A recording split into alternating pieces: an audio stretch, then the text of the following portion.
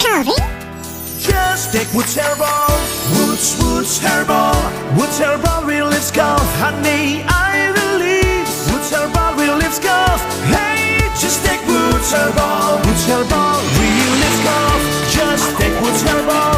Woods Herbal. Woods Herbal relieves cough before getting worse. Assalamualaikum warahmatullahi wabarakatuh. Halo anak-anak di ornamen yang selalu Mister banggakan. How are you today? Hope you guys are always fine and stay healthy. Mudah-mudahan sehat selalu dan teruslah bersemangat dalam belajar. Don't forget to wash your hands, and then when you go outside, please use your mask and then do the social distancing. Jangan lupa cuci tangan. Kalau kalian keluar rumah, gunakan masker kalian dan ingat selalu untuk menggiatkan social distancing. Okay? All of my diligent students, are you ready to study? Okay, in order to get a meaningful lesson, it's better for us to have a prayer. So, let's pray together. Bismillahirrahmanirrahim. Rabbi zidni ilman warzuqni fahma. Okay, if you are ready to study, please open your workbook, your notebook, and your stationery. Bukalah buku paket bahasa Inggrisnya, buku catatan bahasa Inggrisnya, dan alat tulisnya. My lovely students, welcome to the third chapter. Be healthy, be happy. Okay, in this chapter, we will learn to choose healthy and safe products, to avoid harmful effects, and to get the best results. Okay, now please open your book on page 34. Bukalah bukunya pada halaman 34. If you found that, this one, observing and asking questions. We will look closely at the label of chalk syrup, Pinox, and the label of pain reliever, Cipalas. The labels provide different kinds of information about the drugs. We will use an analysis table to find them.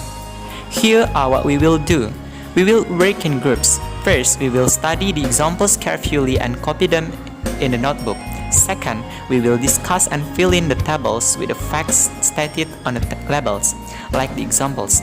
Finally, every one of us will handwrite the analysis in the notebook or type it on computer. We will say the sentences loudly, clearly, and correctly. Okay, now take a look at the chalk syrup Pinox. Ya, di situ ada obat batuk Pinox. Ya, oke, silakan kalian baca secara mandiri di rumah. Oke, nah setelah kita mengamati gambar dan membacanya, oke, di bawahnya itu ada tabel ya. Coba kita lihat lebih dalam lagi. Oke, tabel di sini berisi tentang detail information about the picture. Nah, di tabel tersebut itu ada 3 kolom penting. Yang pertama itu ada facts, available, and statements. Oke, pada kolom facts itu merupakan komponennya. Ya, di sana ada brand of drug, name of drug, description, content per amount, use, and then directions to use or dosage, directions to store, and expiration date. Oke, kemudian di sebelahnya itu ada available. Available ini maksudnya itu ada atau tidaknya komponen facts tersebut. Ya, bisa dijawab yes atau no. Kemudian di sebelahnya itu ada statements-nya atau pernyataannya. Berarti kalau dia facts-nya brand of drug, ya, brand-nya dari obat tersebut, nah namanya berarti adalah Pinox. Ya, name of drug-nya children's chalk syrup. Kemudian description-nya chalk mixture of formula, content per amount-nya 75 ml. Uses-nya not available, ya, nggak dijelaskan. Kemudian ada directions to use and dosage. Di sini dosisnya ya, ada atau cara menggunakannya. Di sini tertulis use medicine according to physician's instructions. Oke. Kemudian yang nomor 7 itu directions to store ya, cara menyimpannya. First, keep it in moderate temperature. Kemudian keep away from children. Oke, yang terakhir itu expiration date-nya atau tanggal expired-nya. Itu not available, nggak disebutkan di sini ya. Oke, bisa ya, paham sampai sini. Kemudian kita balik ke halaman berikutnya, itu halaman 36. Oke, there's Cipalas product ya. Jadi ada obat Cipalas namanya. Oke, silakan dibaca juga, di sana ada drug facts-nya ya. Nah, kemudian di bawahnya itu ada tabel. Silakan kalian isi secara mandiri ya, sesuai dengan contoh yang ada pada halaman 35 tadi. Oke? Oke, kita lanjut ya. Oke anak-anak, kegiatan pembelajaran di awal tadi itu merupakan clue yang akan kita bahas pada pembelajaran kita kali ini.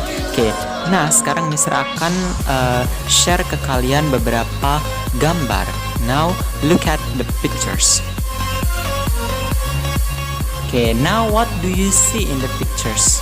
What are written on those packages? Why does a manufacturer write those facts? Nah, apa sih yang ada pada gambar tersebut? Ya, tulisan tersebut mungkin pastinya kalian pernah melihat hal itu. Saat melihat sebuah produk, entah itu makanan ringan, obat, minuman, atau produk lainnya, kita pasti menemukan keterangan seperti itu ya. Keterangan dalam selembar kertas yang secara terpisah maupun tertera pada produknya atau tertempel ya. Nah, pada kemasan produk tersebut dengan maksud memberikan informasi secara detail tentang kegunaan, kandungan gizi, aturan pakai, dan sebagainya. Lembar kertas tersebut kita kenal dengan sebutan label. Label dalam suatu produk sangat penting because it contains information. Jadi itu berisikan informasi menyeluruh about the product, tentang produk tersebut bagi konsumen. Okay.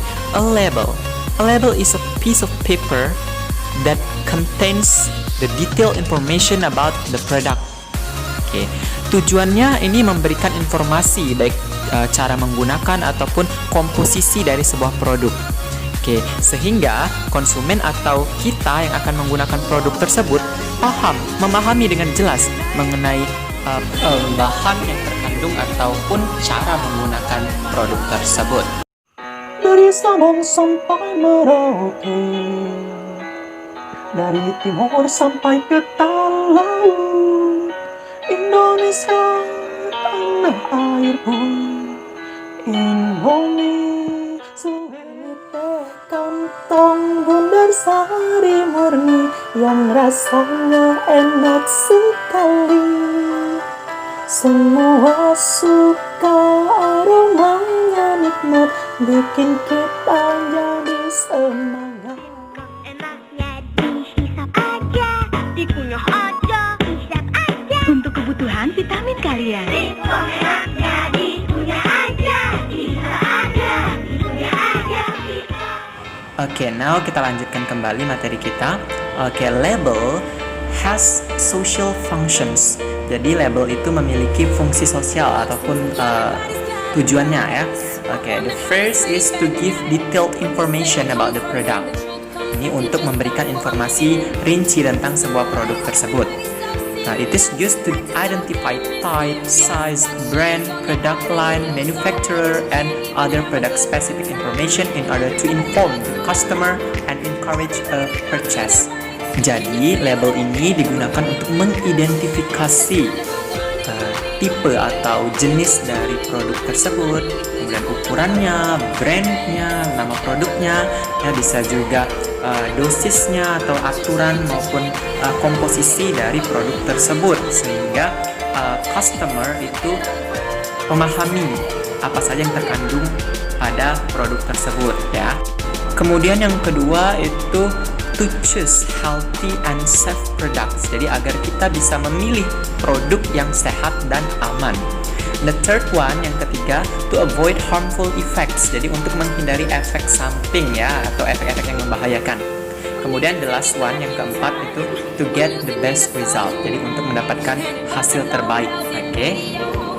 Oke, kemudian kita lanjut. Di sini ada language feature. Jadi ada unsur kebahasaan dalam suatu label produk obat, makanan, dan minuman. Oke, yang pertama dia biasanya menggunakan ungkapan dan kosakata yang lazim pada setiap produk obat, makanan, dan minuman. Jadi biasanya ada istilah-istilah khusus yang muncul ya. Kemudian ada tata bahasanya, itu yang pertama dia menggunakan kalimat imperatif. Kalimat imperatif itu apa, Sir? Kalimat imperatif itu pernah kita pelajari di kelas 8 tentang prohibition ya di Maple English Conversation. Jadi imperative sentence itu sama kayak prohibition. Dia bisa menggunakan verb one di awal kalimat ya. Jadi kalau verb one itu di awal kalimat, dia kalimat perintah, dia memerintahkan. Kemudian bisa juga pakai do not ya, ataupun no ya. Coba ingat-ingat kembali materi English conversation-nya di kelas 8 kemarin ya. Oke, kemudian yang terakhir dia menggunakan modals. Nah, modals ini itu adalah materi English conversation kita yang akan kita pelajarin pada pertemuan selanjutnya ya, setelah suggestion. Ya, but that's okay. Sekarang kita bahas satu per satu unsur kebahasaannya. Yang pertama dia menggunakan kosakata yang spesifik ya. Dia misalnya istilah-istilah seperti kedokteran, istilah-istilah biologis. Nah, itu biasanya muncul pada label ya. Misalnya seperti ada istilah milliliter ya untuk ukurannya. Kemudian ada kata-kata seperti nama-nama unsur-unsur atau unsur kimiawi ya, seperti Weber juicer, alcohol, aspirin, dan sugar free, and then the name of diseases ya, nama-nama penyakitnya itu biasanya ada tertera ya. Oke. Kemudian unsur kebahasaan yang kedua itu dia menggunakan kalimat imperatif atau kalimat larangan ya, kalimat perintah. Nah, contohnya di sini misalnya use the soft material, shake well before use. Dan bisa juga pakai do not ya, misalnya do not consume after expired date. Kemudian bisa juga pakai no plus verb in ya, ingat ya kemarin rumus di prohibition.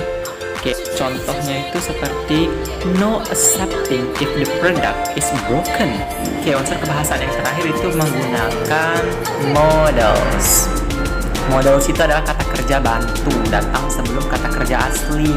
Misalnya ada kata can plus kata kerja pertama, kemudian ada kata will plus kata kerja pertama, itulah modal. Bisa juga pakai should plus kata kerja pertama.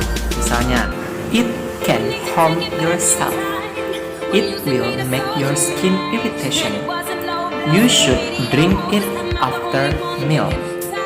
Oke, my students, itulah materi kita hari ini ya, that's all.